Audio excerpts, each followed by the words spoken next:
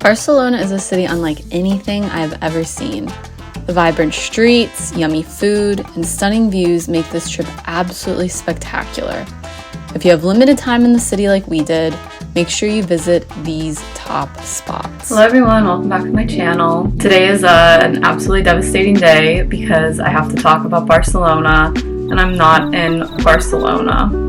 I have genuinely no words to describe this city. It was completely stunning. I had pretty low expectations because Barcelona was the last stop on this 3-week kind of chaotic Europe trip that I made for the Taylor Swift concert. And I was feeling very burnt out from travel at that point. And I had also just spent a little bit of time in Mallorca. And Mallorca was a little bit disappointing. So I had low expectations for Barcelona, but honestly, everything blew my mind. Like, my expectations were completely shattered, completely blown away. And when I think about that trip as a whole, Barcelona is frequently the city that I repeatedly think about. So in this video, I'm going to try to just walk you through some of my top recommendations for being in Barcelona, as well as some tips and food recommendations at the end. This is by no means comprehensive. This is also not necessarily what all the tourists do. I tried to mix in a good batch of things that I really liked and then things that are just must-dos in Barcelona while you're there. And before I get started, one big disclaimer: Barcelona and Spain in general do not really want tourists around right now. I'm sure you saw some things in the news about the water gun sagas and all of those things. I want to fully acknowledge and respect the opinion of the locals in Barcelona. When I was there, a big reoccurring theme was that people that live in Barcelona don't like tourists because tourists are just disrespectful. Tourists are rude. Tourists don't know Spanish and assume that everyone knows English. And tourists are frequently out late and then wail home drunk, waking up the whole neighborhood, and waking up people that actually live and work in Barcelona. So if you are interested in going to Barcelona, obviously I definitely recommend. It is a stunning, spectacular city, but if you're gonna go, please be respectful of the locals. Don't get drunk and then stumble home screaming at 3 a.m. on a Tuesday.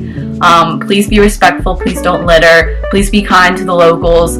Please learn a couple words of the Spanish language before you get there so that you can be respectful to your waiters and your waitresses and your taxi drivers and the people that you interact with.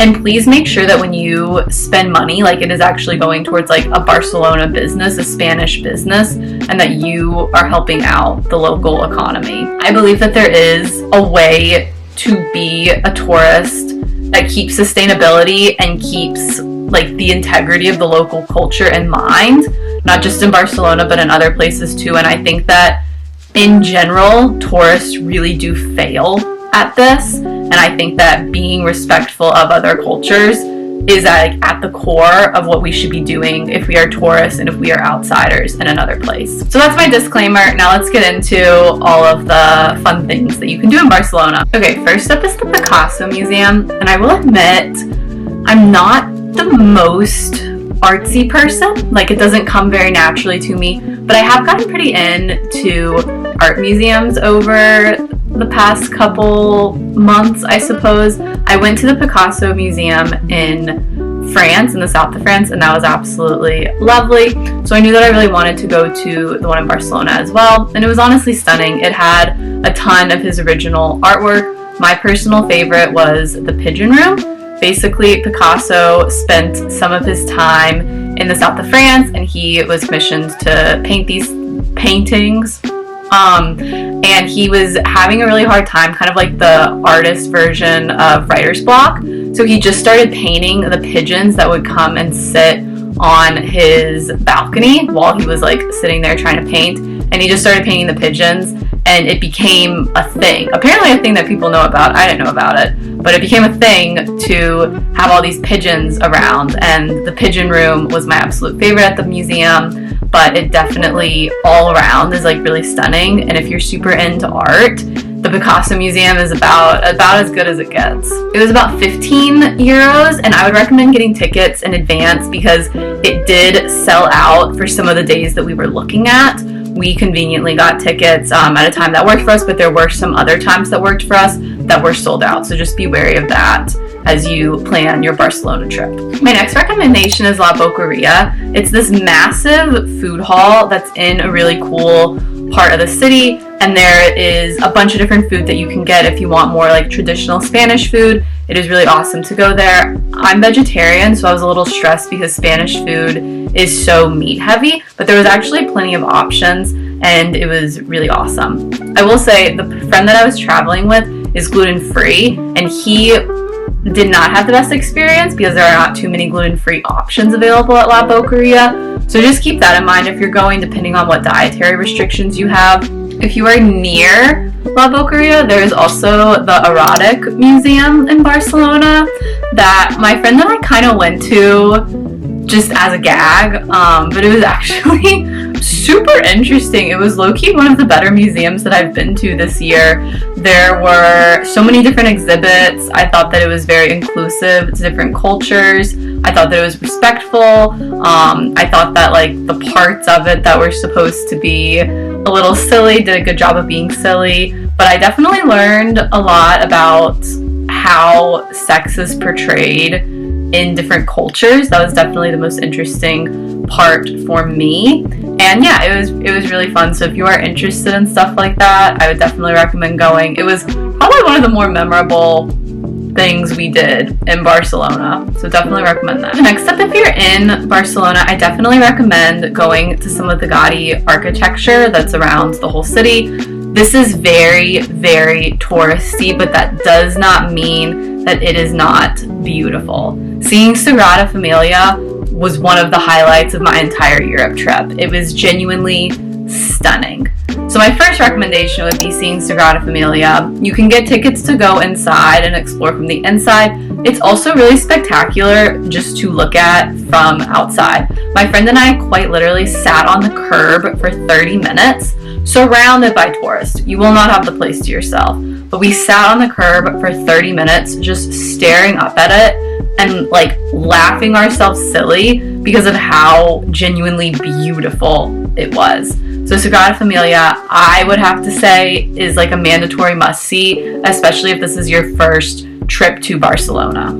A couple others that I recommend are Casa Batillo and Casa Mio. They're both on kind of the same street corner, so they're very easy to get around.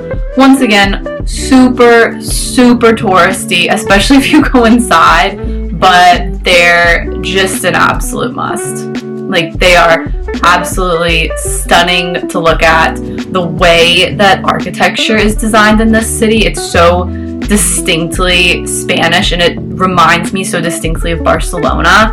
So please go to those, especially if it is your first time in the city. Another recommendation I have is the Arc de Triomphe. It was one of the prettiest of those types of architecture that I've ever seen. It's this really beautiful pink color.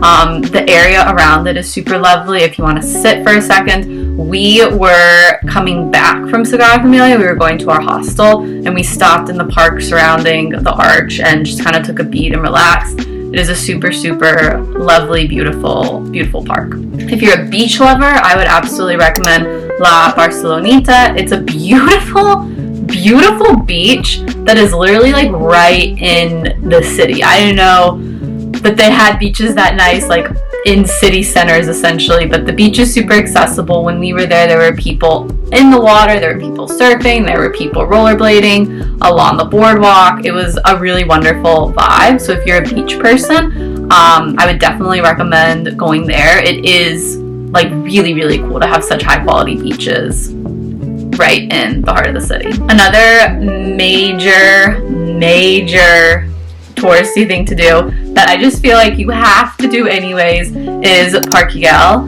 This is one of my top things that I wanted to do when I went to Barcelona. It had always been at the top of my list. You do have to get tickets in advance.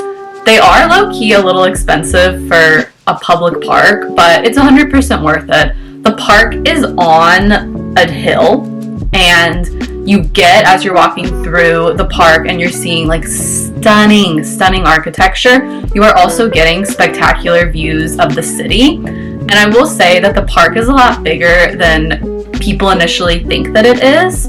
I would say the majority of tourists kind of flock around the really pretty tile sections because those are the most well known, but there are absolutely small little crevices of the park where you can easily get away from the crowds and just like have a moment with yourself. If you are going to the park, this was a piece of advice that I read online that I think is 100% crucial for your enjoyment of your experience. The whole park is on a hill and there's 3 entrances. There's one entrance at the very bottom. That's the most popular entrance, and that's also the most crowded entrance because it's right by where all of the very popular attractions in the park are.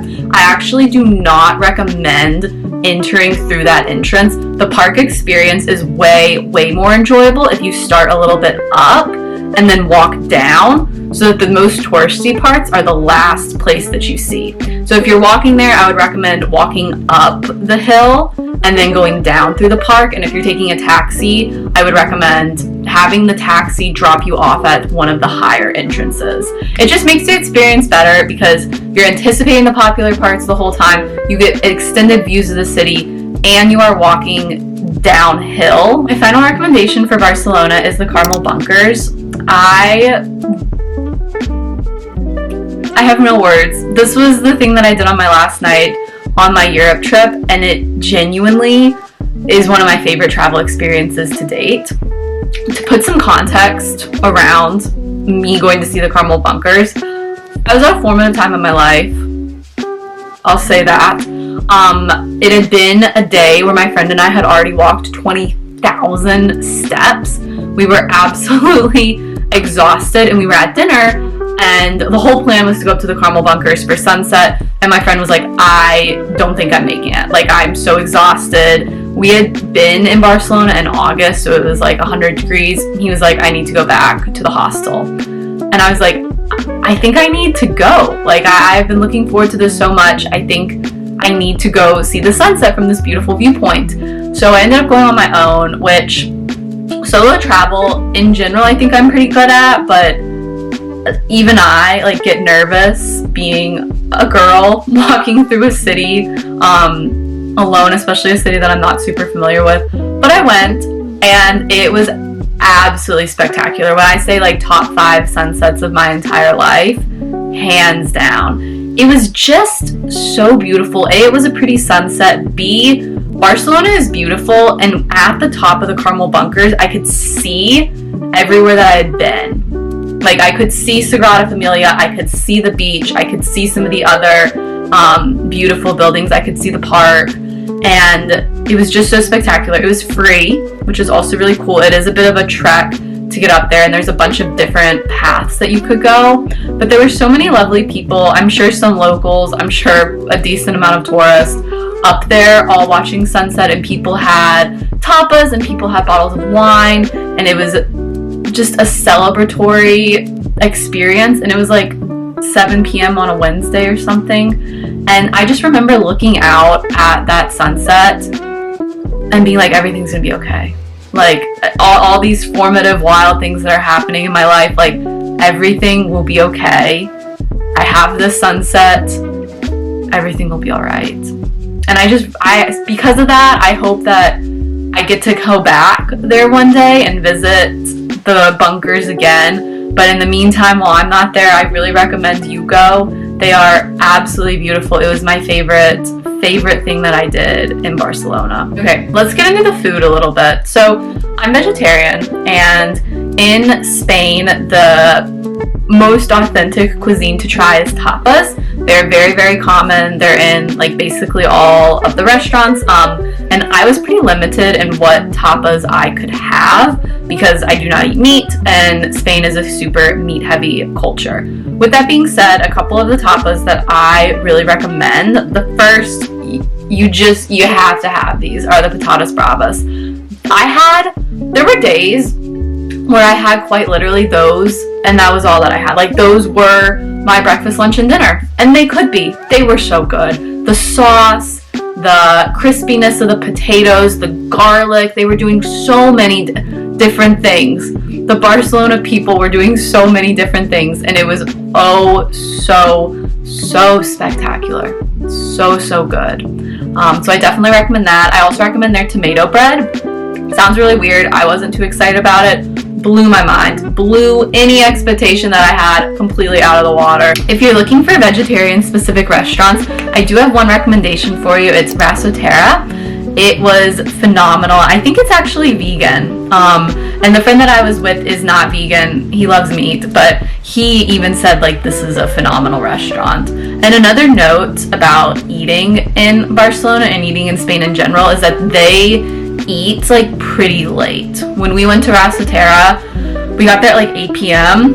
and the restaurant was completely empty, and we were like, oh no, is this not good? And it was delicious. Everyone else just came at 10 p.m. So something to think about as you're eating in Barcelona, especially if you want that kind of lively atmosphere that I feel like is so iconic of restaurants in Europe. But yes, that is my recommendations. I just love Barcelona. I am already counting down the days that I can get back there. And thank you so much for watching this video. Hope that this answered some of your trip planning questions. And if you have additional questions, please leave them in the comments and I'll try to get back to them quickly. Bye!